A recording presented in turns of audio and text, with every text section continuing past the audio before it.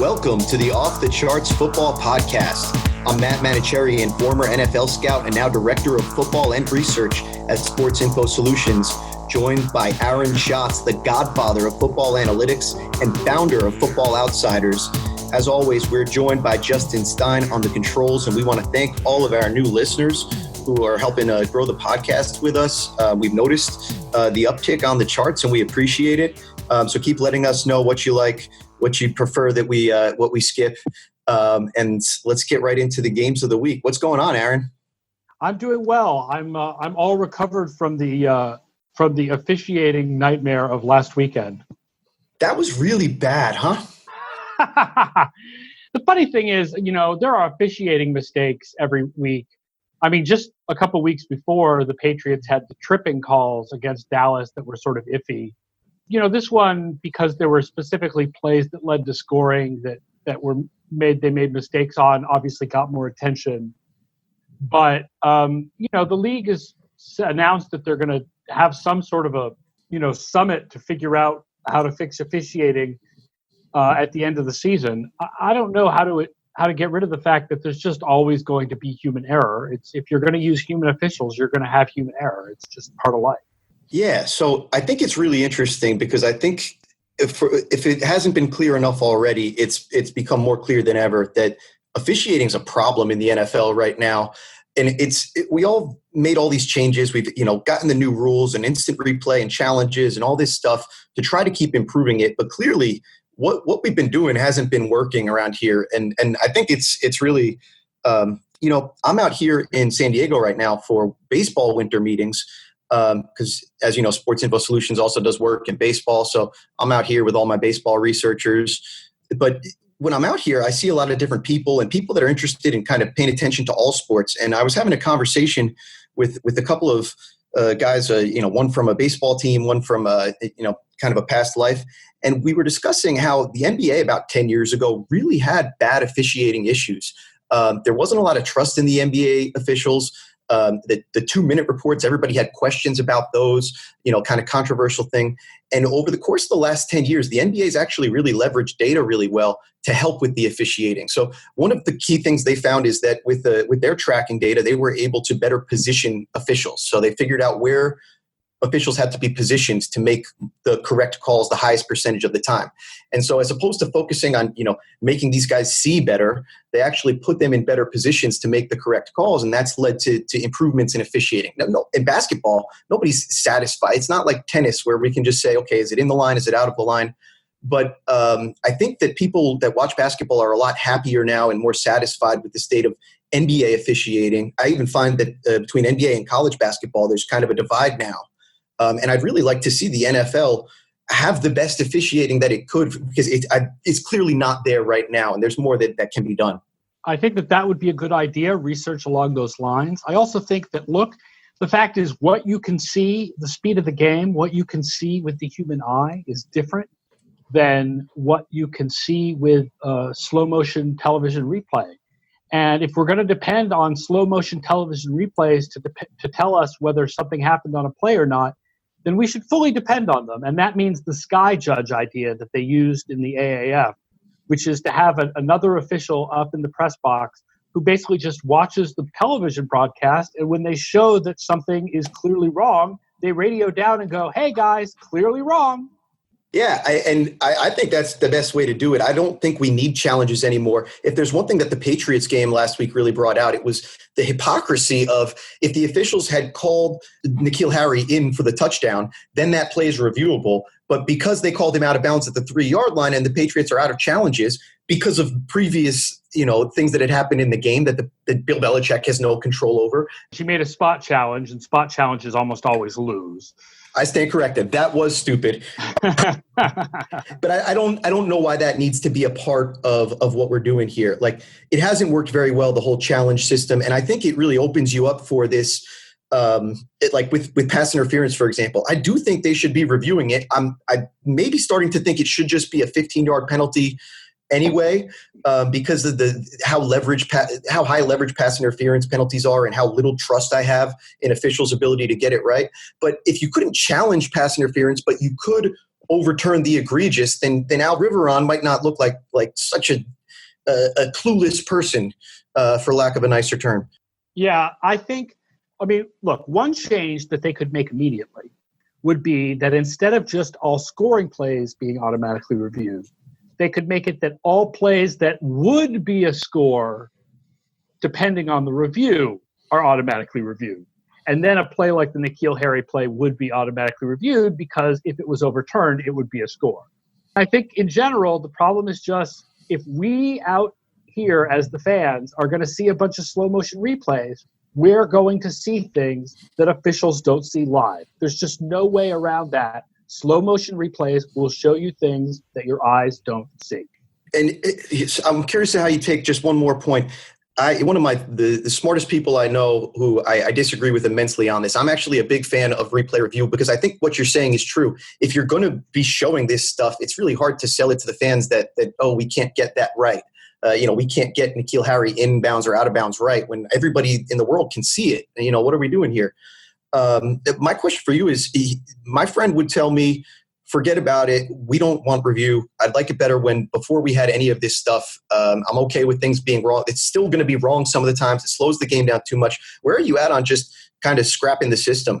I think if a sky judge could jump in when he saw things were clearly wrong, it wouldn't slow down the system.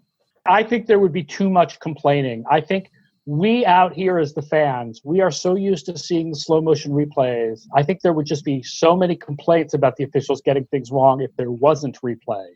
So it sounds like we're coming to sort of agreement about what we could do, which is get rid of the challenges, bring in the sky judge, and make it so that he can really look at anything, but at his own discretion. The referees can stand over the ball if the teams are trying to rush to the line. But aside from that, we don't need guys with Surface tablets on the sideline and all that other stuff. What I don't know how to fix is really egregious errors that are just stupidity. I said this on Twitter, but to me, the biggest error in this game was that they made a 10-yard penalty against Kansas City and they walked it off as only 5 yards.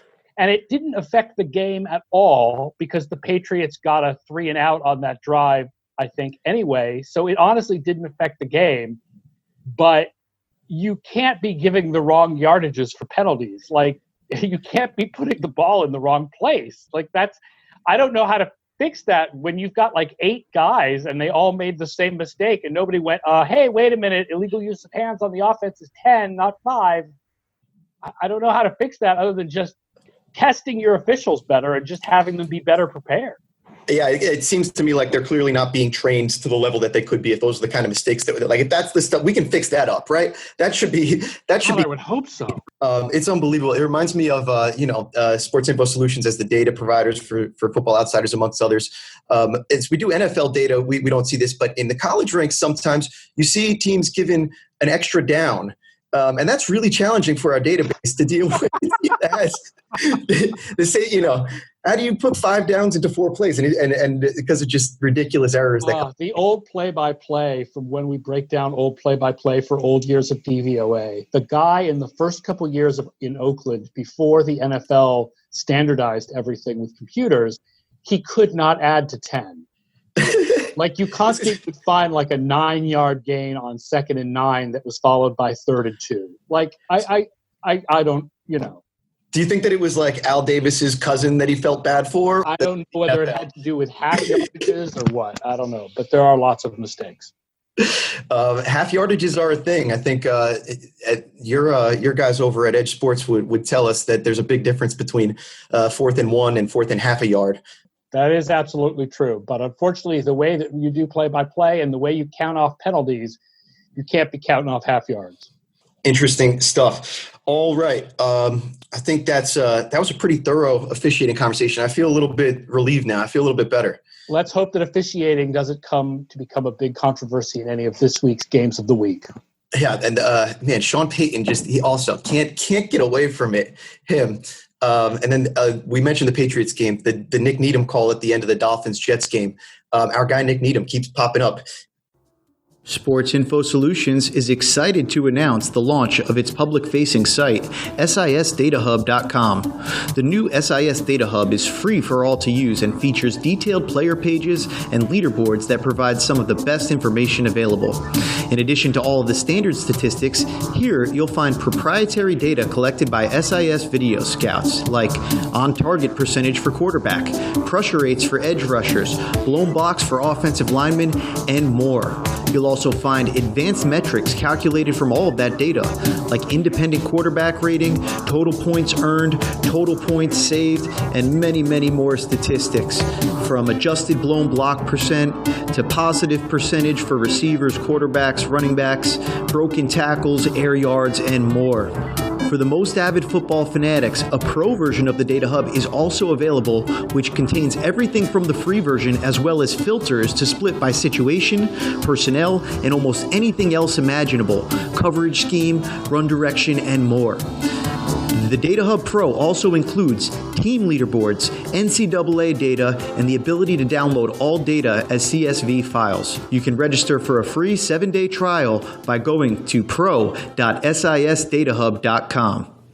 All right, what do we have for the most important games this week? You said we had a kind of interesting occurrence, didn't you? Yeah, it's interesting because normally this late in the season, the biggest games are the games that matter for Super Bowl positioning, not as much for playoff positioning. But this week, there are no games where two major Super Bowl contenders play each other.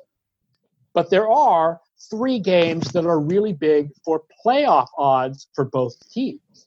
And so those are the three games that we're going to look at, starting at the biggest game of the week, Houston at Tennessee. Houston makes the playoffs 95% of the time if they win, 55% if they lose. Tennessee, 84% of the time if they win, 37% if they lose. And this is the first of two games that these two teams will play in the final 3 weeks. This one is in Tennessee. Week 17 is in Houston. Yeah, so two teams, both 8-5. Tennessee, a 3-point favorite, just getting the home team kind of bump there. And then looking at those percentages that you just mentioned, it sounds like they're basically identical, except that the model's kind of building in there that Houston will play at home later in the year. Right. So obviously it's a bigger deal for Houston to win this game because then they're winning the road game. And since they're more likely to win the home game later, that makes it more likely that they sweep the series. All right. So we had a little interesting conversation. I saw you were going back and forth with Ben Baldwin talking about Ryan Tannehill earlier in the week, and you kind of called me into the conversation for some stats. What was kind of the premise of that debate? Well, we know that the Titans have been a completely different team since Ryan Tannehill took over. Number 2 in DVOA, both running and passing. And we've never seen performance like this from Tannehill. And so we were looking at, Stephen Ruiz wrote for the USA Today about that part of the reason why Tannehill is playing so well is that he's playing really well in what we know are much less consistent splits, right? We know that quarterbacks generally, there's much more consistency in how they play from a clean pocket than in how they play under pressure. And Tannehill is the best quarterback under pressure this year by leaps and bounds. So we were asking, okay, well, what are his numbers when he's in a clean pocket? And guess what? His numbers when he's in a clean pocket are also pretty good, near the top of the league. Like he's near the top of the league in both. He doesn't have the advantage from a clean pocket that he does from under pressure. He's averaging something like 10 yards a play while the next quarterback is 7.1. I mean, it's just absurd.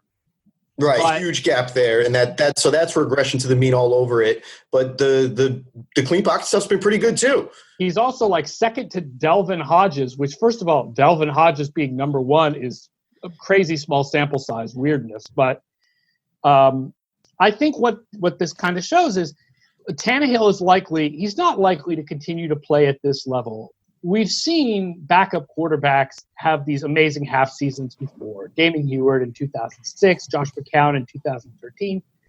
But at the same time, I think he is likely to continue to be better than he was in Miami and to be better than Mariota, which makes Tennessee a serious contender.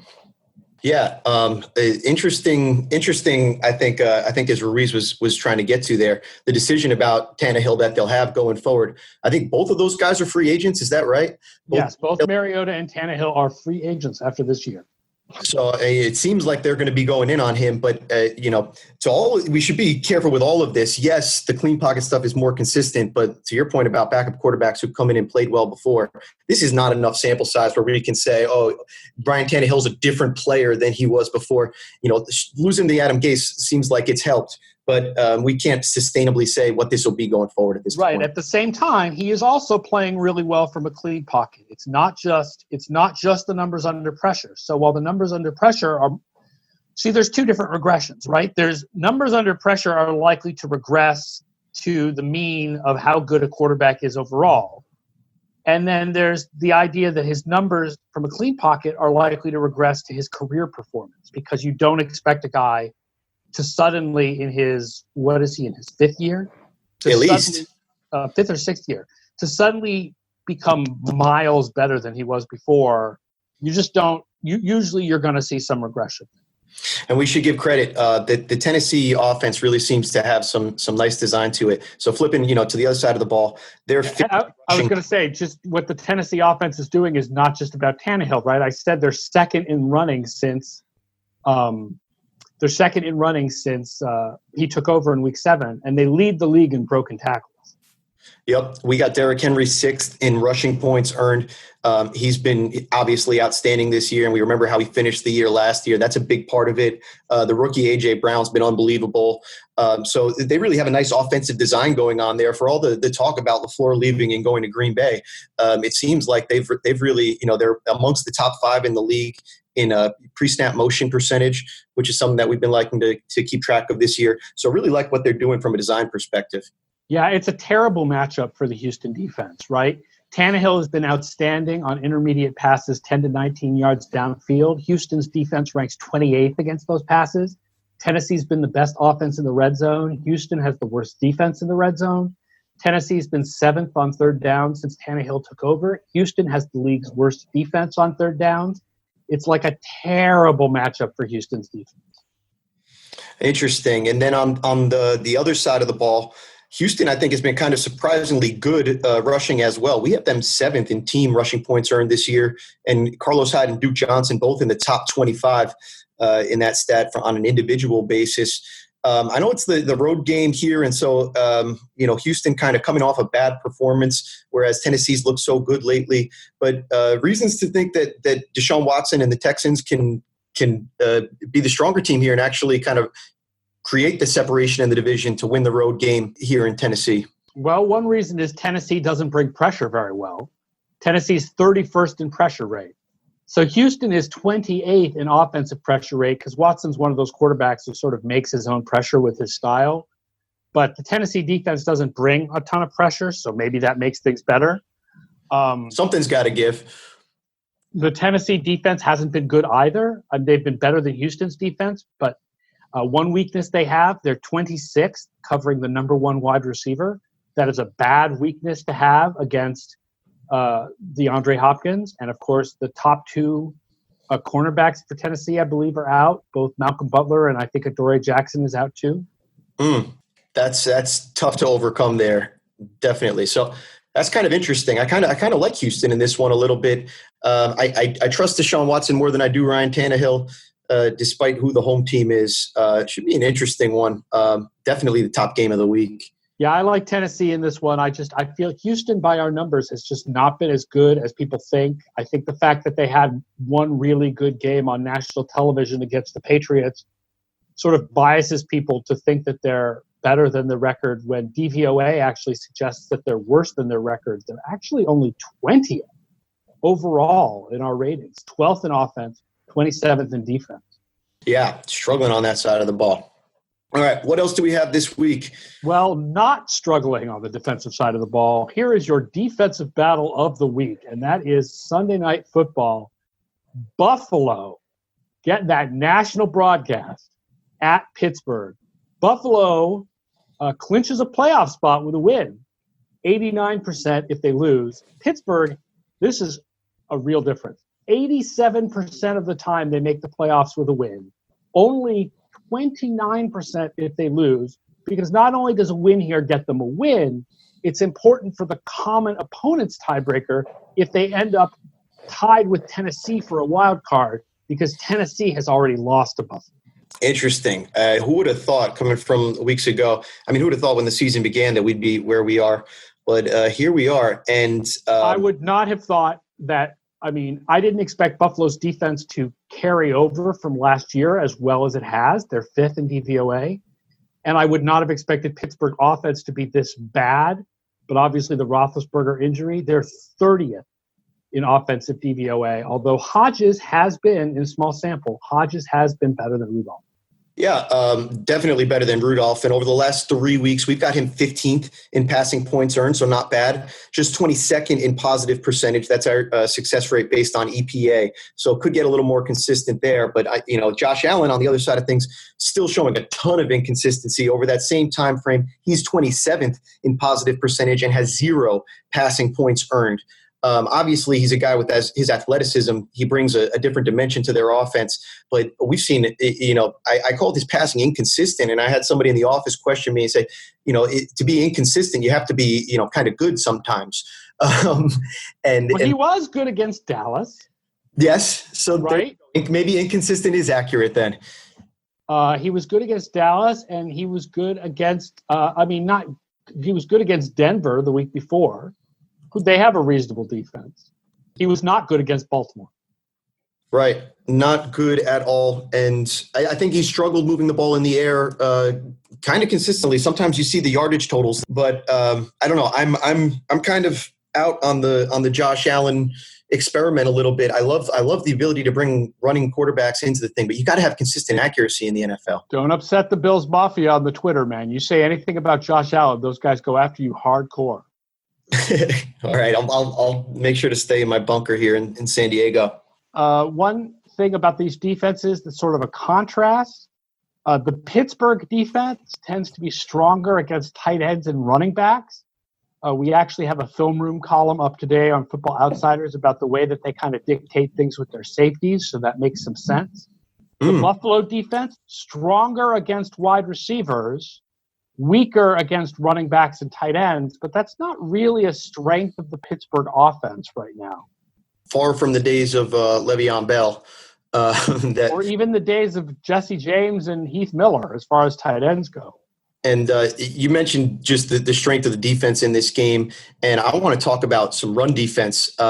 John Shirley wrote an article that releases today about some of the components that go into run defense points saved, which is part of the total point system. And 2 of those are tackles above expected, which kind of looks at your expected tackle rate based on personnel, where you're lined up, what the run direction is, and then adjusted tackle depth plus, which basically takes, again, those same factors that go in the personnel, where you're lined up, and looks at your, we say adjusted depth, average depth of target. This is basically average depth of tackle, just with some adjustments on there. For runs that go long, a tackle that you make 15 yards downfield isn't going to ding you for being a bad tackle in this situation. But some of the run defenders that are in this game, and you can check that article out, find it through the Twitter at sportsinfo_SIS. But some of the players in this game, Tremaine Edmonds for the Bills, he leads them with 15 run defense points saved. He's one of my favorite players to watch in the NFL. In terms of linebackers this year, he and Fred Wagner, those are the guys that I just can't get enough of. And then for the Steelers, Dupree leads the Steelers with 10 run defense points saved. And, with him, and then also Minka Fitzpatrick and Devin Bush, they've got a strong young core on that defense all of a sudden in Pittsburgh. Yeah, this is definitely a defensive battle in this game. All right, what do we have for the third most important game of the week? All right, let's switch over to the NFC with the Los Angeles Rams at the Dallas Cowboys. Dallas is in 76% of the time if they win, 51% if they lose, which is kind of hilarious because they would go to 6-8 and still have better than even odds of making the playoffs, depending on what happens. The Rams are in 46% of the time if they win, only 9% of the time if they lose. Dallas, this is not a defensive battle. Dallas is a very offensive-focused team, second in offense, but 22nd in defense, and dead last on special teams. The Rams are a much more defensive-focused team this year. They've had a lot of problems with that offense that was so good the last couple of years. They're only 17th in offensive DVOA, but they are up to 6th on defense. Yeah, in a league where we look at the Cowboys and some of their really strong position groups with, their offensive line and Ezekiel Elliott and their linebackers we love to talk about. I think their strongest position group this year has been the Eagles cornerbacks, because that's really the only thing that's preserved the season at this point. It's unbelievable. In a year, Dak Prescott is second, only behind presumptive MVP Lamar Jackson in passing expected points added.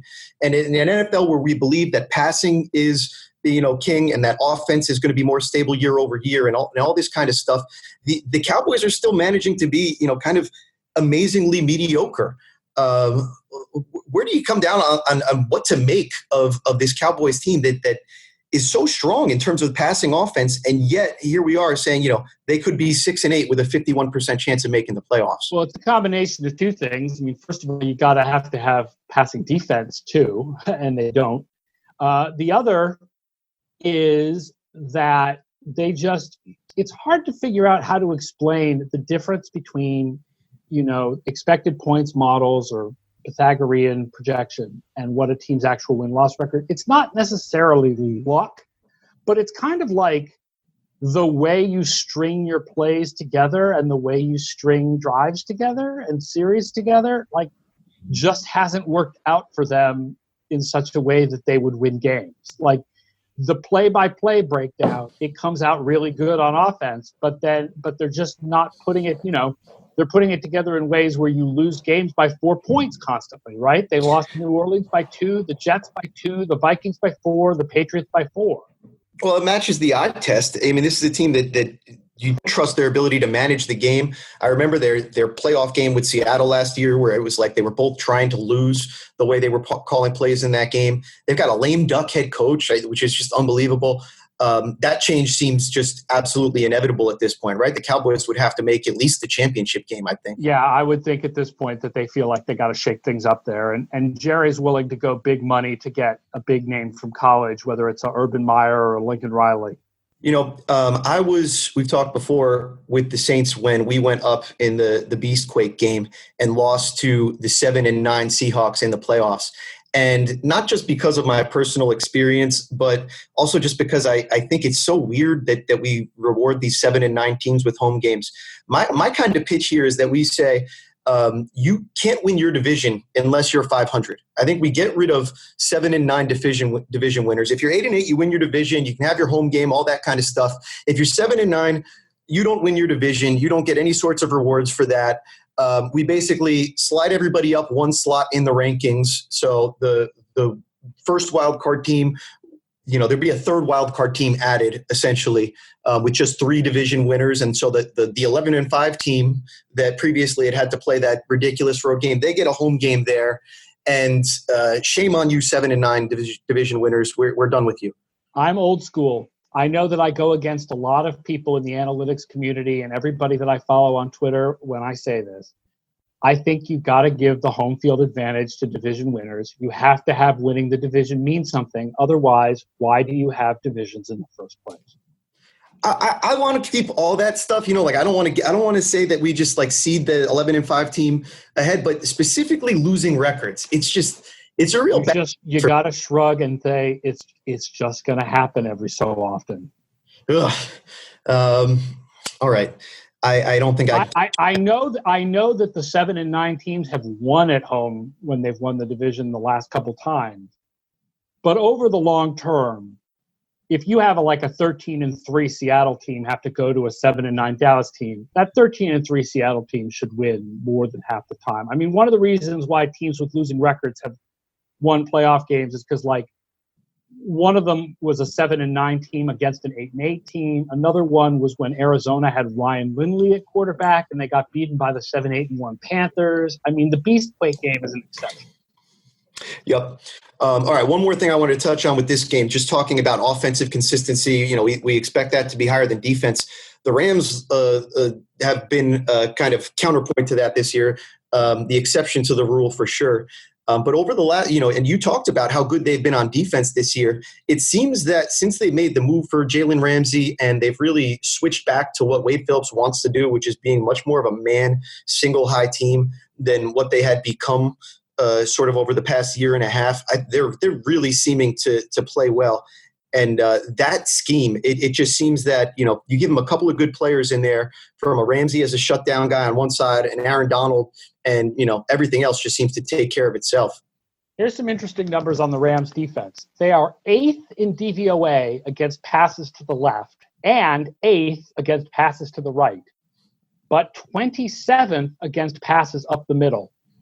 The problem is that Dallas's offense matches them. Dallas is 4th to the left, 4th to the right, but only 14th up the middle. So the strength of the Rams defense is the strength of the Dallas offense. So it's not going to be it could be the Jason Witten show if he can turn back the clock a little bit. Is that what we're Randall Cobb show, I guess. But I mean, that's just not what the Dallas offense does well this year. Right. Interesting matchup of kind of disappointing teams. And even if the Cowboys lose this one, they still won't be eliminated. Just amazing. I mean, based on depending on what happens with Philadelphia, right? Because when I give those odds of making the playoffs, that's all other things, not counting what happens in other games. If Philadelphia wins over Washington and Dallas loses this game, then Dallas will drop below 50%. They'll be below 50%, but they'd have their destiny still in their own hands. Yep, basically. Interesting stuff. All right. Well, on that note, let's sign off and get out of here. Thank you again to all of our listeners. We really appreciate the support, and please keep help spreading the word. Subscribe, write reviews. Reviews help so much. You can catch us on Twitter at sportsinfo_SIS. Check out that John Shirley article we mentioned before, at FB Outsiders, to check out the piece that Aaron mentioned earlier in the episode. You can find me at Matt Mano if you've got any random stat requests like Aaron might have. And he's at FO_A Shots. As a reminder, Sports Info Solutions is also on Instagram at Sports Info Solutions. And we will get out of here. So for my co-host Aaron Schatz and our producer Justin Stein, I'm Matt Manocherian, and thank you for joining us for the latest episode of the Off the Charts Football Podcast.